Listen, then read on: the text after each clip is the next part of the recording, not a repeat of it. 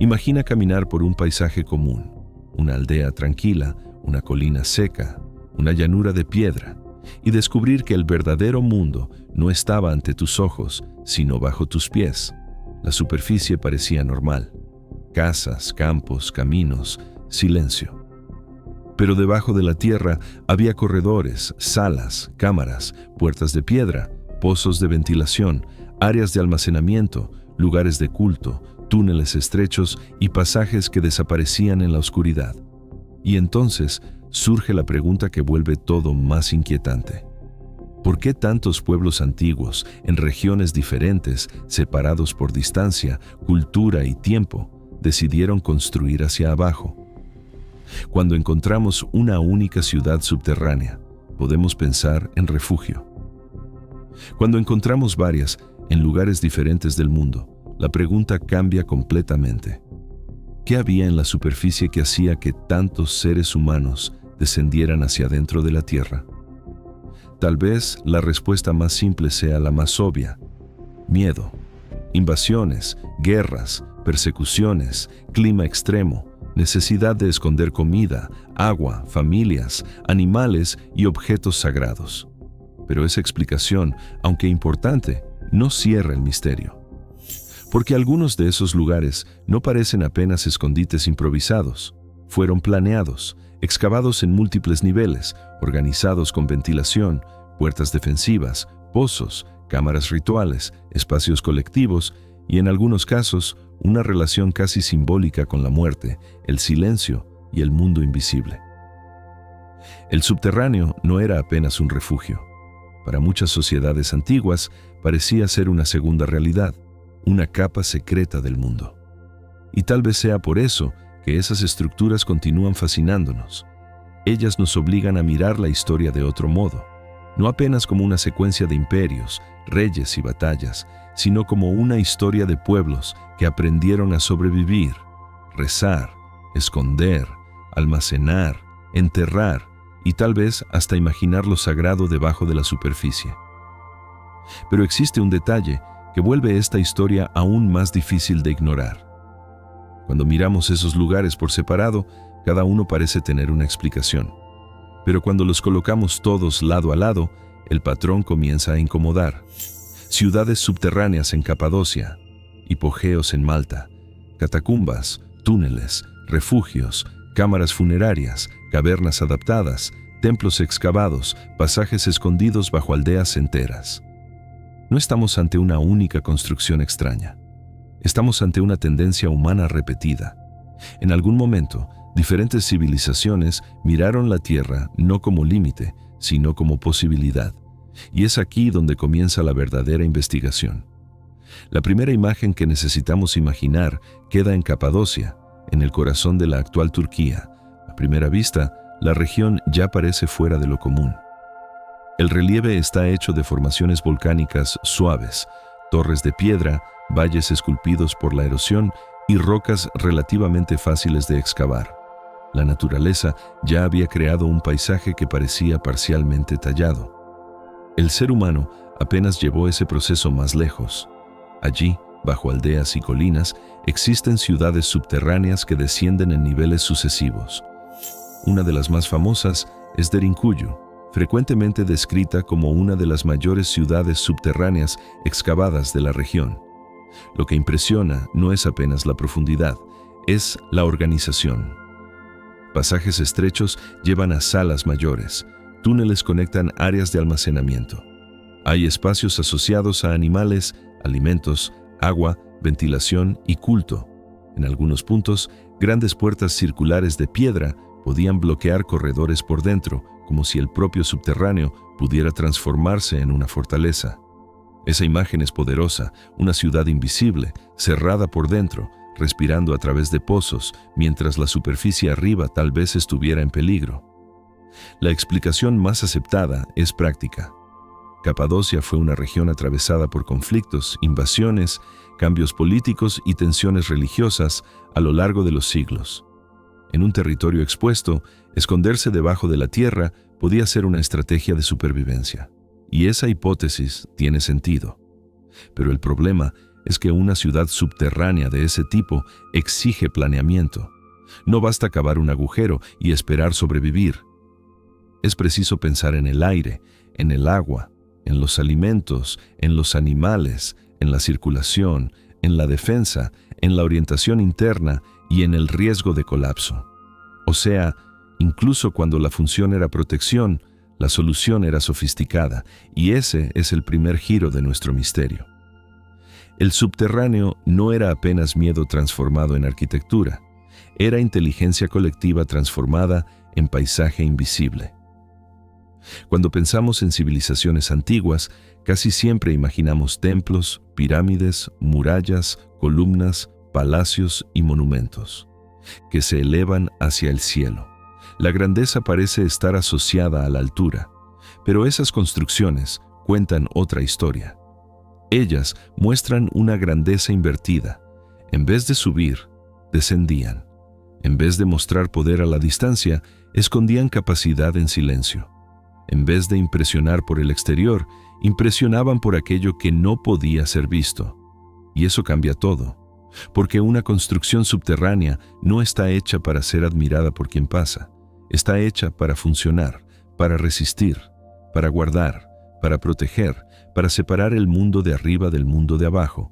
Y tal vez por eso diga tanto sobre los miedos y las prioridades de una civilización. Pero esa no es la parte más extraña. En Capadocia, las estructuras subterráneas no aparecen como casos completamente aislados. Existen varias ciudades, redes, espacios excavados y asentamientos trogloditas. Eso sugiere una relación prolongada con el subsuelo, no apenas una respuesta puntual a una amenaza específica. La piedra permitía cavar. La geografía favorecía. La historia lo volvía útil. La religión y la vida comunitaria le daban sentido. La pregunta, entonces, deja de ser ¿cómo lograron cavar? La pregunta pasa a ser ¿por qué esa solución se volvió tan importante? Una posibilidad conservadora es que todo haya comenzado por necesidad. Primero pequeños espacios de almacenamiento, después refugios temporales, después pasajes defensivos, después sistemas más complejos. Con el tiempo, cada generación ampliaba lo que la anterior había dejado. Esa hipótesis es plausible porque muchas estructuras subterráneas pueden nacer así, no como un gran proyecto único, sino como un organismo que crece lentamente. Una sala se vuelve dos, un depósito se vuelve corredor, un refugio se vuelve red, un pasaje se vuelve ciudad. Y cuando percibimos eso, entendemos algo esencial. Tal vez algunas de las mayores construcciones subterráneas antiguas no hayan sido creadas de una vez, sino acumuladas a lo largo del tiempo como una memoria excavada. Pero existe otra posibilidad, más intrigante. ¿Y si, para ciertos pueblos, descender hacia la tierra no fuera apenas una solución técnica, sino también una forma de aproximarse a algo sagrado? Para entender eso, necesitamos salir de Capadocia y viajar hacia Malta. En medio del Mediterráneo, debajo de la ciudad de Paola, existe uno de los lugares subterráneos más impresionantes de la prehistoria europea, el hipogeo de Hal Saflieni. Él no es una ciudad de refugio como Derinkuyu. No fue hecho para albergar poblaciones enteras durante invasiones. Su función parece haber sido otra, funeraria, ritual, simbólica. Allí, la tierra no era apenas protección, era pasaje.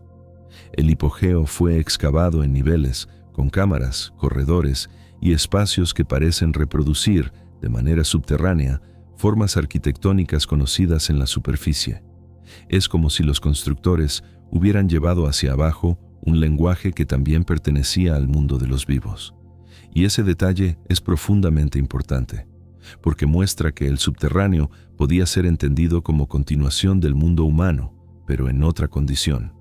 Un espacio abajo, cerrado, silencioso, separado de la luz. Un lugar donde los muertos eran depositados, tal vez acompañados por rituales, sonidos, símbolos y memorias colectivas. El punto más intrigante no es apenas la edad del lugar, es la intención. Construir hacia abajo, en este caso, no parece una huida de enemigos. Parece un descenso controlado hacia un espacio de significado. Y eso abre una segunda capa del misterio. No todas las construcciones subterráneas responden a la misma pregunta. Algunas fueron hechas para sobrevivir, otras para guardar, otras para enterrar, otras para rezar, otras tal vez para crear una experiencia sensorial imposible en la superficie. En un templo al aire libre, la luz domina. En una cámara subterránea, el sonido cambia. El aire pesa, la distancia desaparece. La voz hace eco de forma diferente. El cuerpo percibe la piedra alrededor. El espacio no apenas alberga una ceremonia, él transforma la ceremonia. Esa hipótesis no prueba todo, pero levanta una cuestión importante. ¿Será que, para algunos pueblos antiguos, entrar en la tierra era también entrar en otro tipo de tiempo? Un tiempo de los ancestros, un tiempo de los muertos, un tiempo anterior a la superficie. El problema es que, cuando hablamos de sociedades muy antiguas, casi siempre trabajamos con fragmentos, huesos, objetos, paredes, marcas, capas arqueológicas. Raramente tenemos una explicación escrita dejada por los propios constructores. Entonces, la investigación necesita separar con cuidado lo que es hecho, lo que es interpretación y lo que es imaginación. Lo que se sabe con seguridad es que las estructuras subterráneas exigen esfuerzo e intención. Nadie excava cámaras, corredores y pozos por casualidad. Aunque la finalidad cambie con el tiempo, la decisión de descender exige motivo. Y ese motivo no siempre es apenas físico. A veces es mental, religioso, social, simbólico.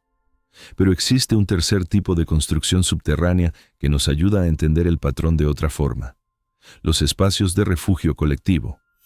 En Francia, por ejemplo, hay redes subterráneas como Naurs, en el norte del país, asociadas a usos históricos como refugio, escondite y ocupación en periodos diferentes. Para el público francés, ese tipo de ejemplo es especialmente fuerte porque trae el misterio cerca. No es apenas una historia distante de Anatolia o del Mediterráneo prehistórico. Es un recordatorio de que la propia Europa está llena de capas subterráneas. Naurs no es antigua en el mismo sentido de Malta o de ciertas estructuras de Capadocia, pero muestra algo esencial. Cuando la superficie se vuelve peligrosa, inestable o vulnerable, el subsuelo se vuelve estrategia. Y esa estrategia aparece muchas veces en la historia. La tierra protege de la mirada, protege del viento, protege del calor, protege del frío, protege de los enemigos, protege los alimentos, protege a los muertos, protege el secreto. Esa es la fuerza del subterráneo. Él retira algo del mundo visible, y para sociedades antiguas eso podía significar supervivencia. Pero el subterráneo también cobra un precio. Allá abajo, la orientación es difícil, la luz es limitada, la respiración depende de circulación de aire, la humedad amenaza, el colapso es posible, el miedo aumenta. Cada túnel necesita tener sentido. Cada pasaje mal pensado puede volverse trampa.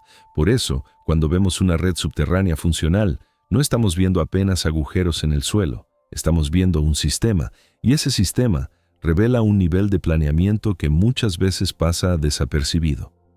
Piensa en la diferencia entre una caverna natural y una ciudad subterránea. Una caverna es encontrada, una ciudad subterránea es decidida.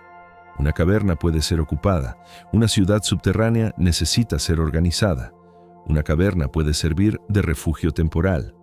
Una red subterránea con puertas, ventilación, pozos y cámaras sugiere permanencia, repetición y conocimiento acumulado. Es exactamente ahí donde la explicación común comienza a parecer incompleta. Decir que esas estructuras eran apenas refugios es correcto en algunos casos, pero insuficiente en muchos otros, porque el refugio explica la necesidad, pero no siempre explica la escala. Explica la función, pero no siempre explica el detalle. Explica el uso, pero no siempre explica la persistencia. ¿Por qué ampliar tanto?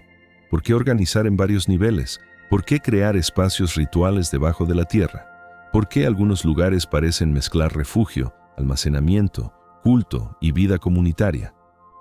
El punto no es negar la explicación tradicional. El punto es percibir que tal vez sea apenas la primera capa. Y en temas subterráneos, la primera capa raramente es la última. Pero existe un detalle visual que casi nadie percibe cuando mira esas estructuras. Las entradas suelen ser discretas. Ese detalle es fundamental. La monumentalidad antigua normalmente anuncia poder. Una pirámide aparece en el horizonte. Un templo domina la plaza. Una muralla marca el límite de la ciudad. Una columna dice, aquí existe autoridad. Pero una ciudad subterránea hace lo contrario. Ella esconde su propia importancia. La entrada puede parecer pequeña, una abertura simple, un pasaje estrecho, un agujero en la piedra, algo que un visitante distraído casi ignoraría. Y debajo de esa entrada mínima hay un mundo. Esa diferencia entre entrada pequeña e interior gigantesco es una de las imágenes más fuertes para el video, porque resume el misterio en un único contraste. En la superficie, casi nada. Abajo, una civilización entera intentando permanecer invisible. Es también la imagen perfecta para la miniatura. Una pequeña abertura en la roca, una figura humana para escala, y debajo o detrás de ella, la sugerencia de corredores profundos. El espectador entiende en menos de un segundo que existe algo escondido, grande y antiguo. Pero esa imagen también carga una pregunta. ¿Quién construye algo tan grande para que casi nadie lo vea? La respuesta depende del caso. En Capadocia, puede ser defensa. En Malta, ritual funerario. En redes europeas, refugio y supervivencia. En catacumbas, memoria, sepultura e identidad religiosa.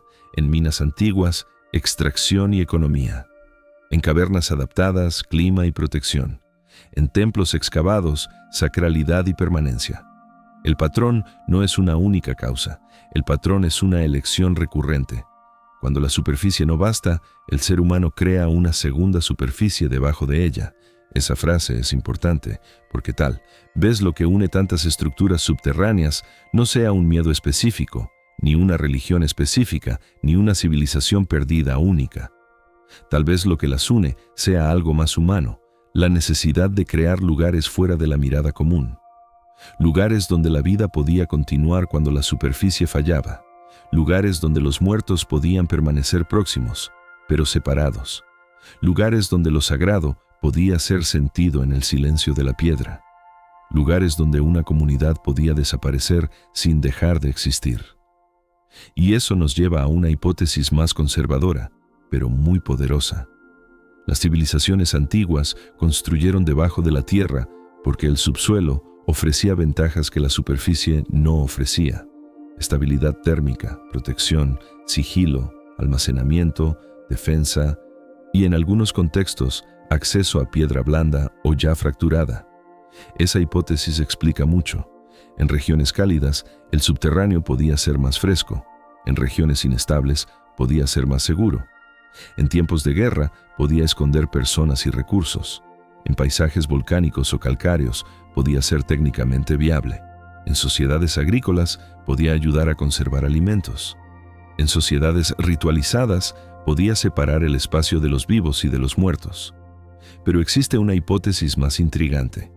¿Y si algunos pueblos antiguos no veían el subterráneo apenas como un espacio útil, sino como una dimensión simbólica indispensable? En la mentalidad moderna, solemos separar función y creencia. Un depósito es práctico, un templo es religioso, una tumba es funeraria, un refugio es defensivo. Pero en el mundo antiguo, esas fronteras podían ser mucho menos rígidas. Un lugar podía proteger y al mismo tiempo consagrar. Podía guardar alimentos y también guardar memorias. Podía servir de refugio y también de espacio de identidad. Podía ser construido por necesidad y, con el tiempo, ganar sentido sagrado. Esa es una de las claves para entender el subterráneo antiguo. La función inicial de un lugar no necesita ser la única función que tuvo. Una cámara puede nacer como depósito y después volverse escondite. Un refugio puede recibir una capilla. Un corredor defensivo puede ser usado por generaciones hasta volverse parte de la memoria colectiva. Un espacio funerario puede imitar casas, templos y formas de la superficie porque los muertos continuaban perteneciendo a la comunidad. El subterráneo, en ese sentido, es una arquitectura de capas, no apenas capas de piedra, sino capas de uso. Y es por eso que muchos de esos lugares son difíciles de interpretar. La arqueología encuentra el resultado final, pero el resultado final puede ser la suma de siglos. Lo que vemos hoy tal vez no sea el proyecto original, sino la versión acumulada de necesidades sucesivas. Ese mismo patrón aparece en otro misterio que también desafía nuestra lectura del pasado. Construcciones antiguas que parecen simples ruinas, pero esconden problemas de ingeniería mucho mayores. A veces, lo que parece apenas piedra antigua es, en realidad, la punta visible de una inteligencia práctica que no dejó manuales, pero dejó marcas, y las estructuras subterráneas hacen exactamente eso. Ellas no gritan, ellas no se exhiben, ellas esperan ser encontradas, pero cuando son encontradas, obligan a reabrir preguntas. ¿Quién cavó? ¿Cuánto tiempo llevó? ¿Cuántas personas sabían? Era una obra pública, religiosa, familiar, militar, comunitaria. ¿Fue construida de una vez o expandida lentamente? ¿Fue usada continuamente o apenas en momentos de crisis? Y tal vez la pregunta más importante, ¿qué temían perder esas personas si permanecían apenas en la superficie? Para responder, necesitamos mirar el subterráneo como un espejo invertido de la civilización. Arriba, la vida pública. Abajo, la vida protegida. Arriba, la luz. Abajo, la memoria. Arriba, el poder visible. Abajo, el secreto funcional. Arriba, la ciudad que se muestra. Abajo, la ciudad que resiste. Esa comparación ayuda a entender por qué el tema es tan fuerte para un documental, porque toca algo universal. Todos nosotros sabemos que existe una diferencia entre lo que aparece y lo que está escondido. Las civilizaciones antiguas también lo sabían. Ellas construyeron templos para ser vistos, pero también construyeron lugares para no ser encontrados. Y esa dualidad es profundamente humana. Sin embargo, es preciso evitar una trampa común. Cuando vemos muchos ejemplos parecidos en regiones diferentes, es tentador imaginar una única explicación grandiosa, un evento desconocido, un conocimiento perdido global, una amenaza común que todos intentaban evitar. Esa hipótesis es seductora, pero exige cuidado. El hecho de que varias sociedades construyeran debajo de la tierra no significa automáticamente que todas respondieron al mismo acontecimiento. Sería una conclusión apresurada. Pueblos diferentes pueden llegar a soluciones parecidas porque enfrentan problemas parecidos: guerra, clima, recursos, muerte, religión, geología favorable. Esa es una explicación más sobria. Pero el misterio no desaparece, porque incluso sin una causa única, el patrón continúa siendo revelador. Él muestra que la humanidad antigua comprendía el subsuelo de manera mucho más compleja de lo que solemos imaginar. No era apenas un lugar de oscuridad, era herramienta, frontera, protección, archivo, santuario, refugio, tumba, ciudad. Y, en algunos casos, era todo eso al mismo tiempo. Pero existe una pregunta que raramente se hace: ¿por qué tantas de esas estructuras continúan impresionando justamente ahora, en el mundo moderno? Tal vez porque la modernidad nos acostumbró a mirar hacia arriba: rascacielos, antenas, satélites, mapas digitales, ciudades iluminadas. Nuestro imaginario de progreso es vertical, aéreo, visible. Las construcciones subterráneas antiguas hacen el movimiento contrario. Ellas recuerdan que una civilización también puede crecer hacia adentro, que la inteligencia no siempre está en lo que domina el horizonte. A veces está en lo que consigue desaparecer. Y esa idea es poderosa, porque en un mundo antiguo, sin cámaras, sin electricidad, sin máquinas modernas de excavación, crear un espacio subterráneo funcional exigía una relación íntima con el terreno. Era preciso conocer la piedra por el tacto, por el sonido, por la resistencia. Era preciso entender dónde el aire circulaba, dónde la humedad se acumulaba, dónde la estructura podía ceder, dónde el pozo podría alcanzar agua, dónde un pasaje debería estrecharse para defender mejor. Ese tipo de conocimiento no aparece como una teoría escrita, aparece en el propio espacio. Una puerta circular de piedra bloqueando un corredor estrecho no necesita explicar su función. Ella muestra. Un pozo de ventilación atravesando niveles subterráneos no necesita anunciar su importancia. Él permite respirar. Una cámara funeraria excavada debajo de la ciudad no necesita decir que los muertos importaban. Ella preserva la presencia de ellos. El subterráneo habla por arquitectura, pero habla bajo, y tal vez sea por eso que necesitamos escuchar con más atención. En Capadocia la pregunta es, ¿cómo comunidades enteras organizaron la vida debajo de la superficie en un ambiente de riesgo? En Malta, la pregunta es, ¿por qué una sociedad prehistórica dedicó tanto esfuerzo a un espacio subterráneo ligado a los muertos?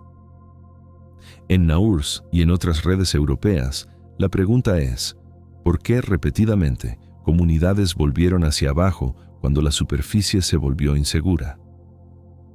En catacumbas y necrópolis subterráneas, la pregunta es, ¿por qué la memoria de los muertos tantas veces fue colocada dentro de la tierra en corredores que parecen formar ciudades silenciosas? Y cuando juntamos todas esas preguntas, surge una mayor. Tal vez la historia antigua no esté incompleta porque falte una teoría extraordinaria. Tal vez parezca incompleta porque miramos demasiado los monumentos visibles y poco los espacios escondidos. La superficie preserva el espectáculo, el subsuelo preserva la necesidad, y la necesidad muchas veces revela más sobre una civilización que sus monumentos. Piensa en esto, un templo muestra aquello que una sociedad quería declarar. Una ciudad subterránea muestra aquello que necesitaba proteger. Esa diferencia es enorme, porque aquello que una civilización protege suele decir mucho sobre aquello que más temía perder. En Capadocia, tal vez fuera la vida comunitaria, la fe, los alimentos, los animales, la continuidad. En Malta, tal vez fuera la conexión con los ancestros y con un orden simbólico que aún no comprendemos completamente.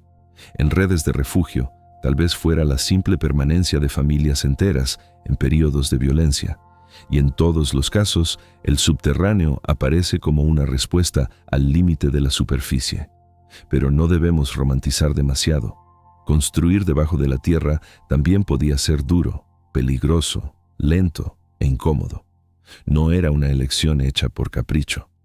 La ausencia de luz, el aire pesado, el riesgo de aprisionamiento y la necesidad de mantener orientación volvían esos lugares desafiantes. Por eso, cuanto más complejo el espacio, más fuerte parece la motivación. Nadie crea un laberinto subterráneo funcional si no hay una razón importante. Y tal vez esa sea la frase que sostiene todo el video. Cuando una civilización desciende hacia la Tierra, está respondiendo a algo. La pregunta es, ¿a qué? ¿A una invasión? ¿A un clima hostil? ¿A la necesidad de conservar alimentos? ¿Al culto de los muertos? ¿Al deseo de esconder conocimiento, personas u objetos? ¿Al miedo? ¿A la fe? ¿O a una combinación de todo eso? La respuesta más honesta es que no. Existe una única respuesta, y justamente por eso el tema es tan fascinante, porque cada estructura subterránea es una solución local para una tensión universal. La superficie no siempre es segura, suficiente o sagrada. A veces, para sobrevivir, es preciso descender. A veces, para preservar, es preciso esconder. A veces, para honrar a los muertos, es preciso entrar en la tierra. A veces, para crear un espacio separado del mundo común, es preciso apagar la luz del sol. Y cuando entendemos eso, las ciudades subterráneas dejan de parecer apenas curiosidades arqueológicas. Ellas se vuelven testimonios de una inteligencia antigua que no buscaba apenas construir alto, sino construir donde nadie esperaba. El detalle más incómodo es que muchas de esas estructuras aún no fueron totalmente comprendidas en su secuencia de uso. Sabemos partes de la historia, pero no necesariamente todo el proceso. Sabemos que fueron usadas para ciertas funciones, pero no siempre sabemos cuál fue la primera intención. Sabemos que fueron ampliadas, adaptadas, reutilizadas, abandonadas y redescubiertas, pero cada capa puede esconder una fase diferente de la vida humana. Es por eso que el subterráneo es tan difícil de interpretar. Él no preserva apenas objetos, preserva cambios, y tal vez sea esa la principal lección del video. Las civilizaciones antiguas no construyeron debajo de la tierra por una única razón.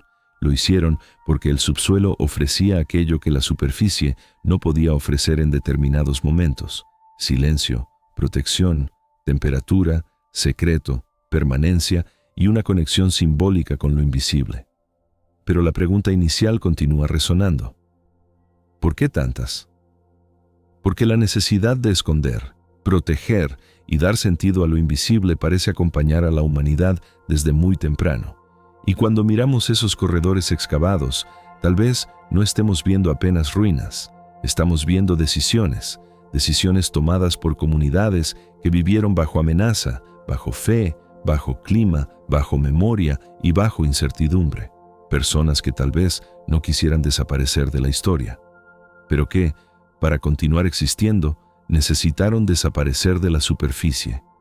Y es eso lo que vuelve esas estructuras tan poderosas. Ellas muestran que el pasado no está apenas detrás de nosotros, a veces está debajo de nosotros, cerrado por una puerta de piedra, escondido detrás de una entrada pequeña, esperando que alguien descienda lo suficiente para percibir que la historia visible tal vez sea apenas la primera capa. Y esa investigación abre camino para un caso aún más impresionante, porque entre todas esas estructuras existe una ciudad subterránea que parece haber llevado esa lógica al extremo.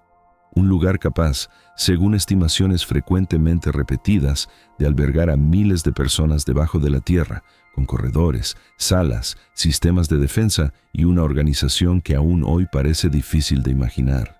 Si tantas civilizaciones construyeron hacia abajo, esa ciudad tal vez sea una de las respuestas más concretas para entender hasta dónde el miedo, la fe y la ingeniería de supervivencia podían llevar al mundo antiguo. La pregunta ahora no es apenas por qué descendieron, la pregunta es cómo una ciudad entera consiguió vivir escondida bajo la tierra.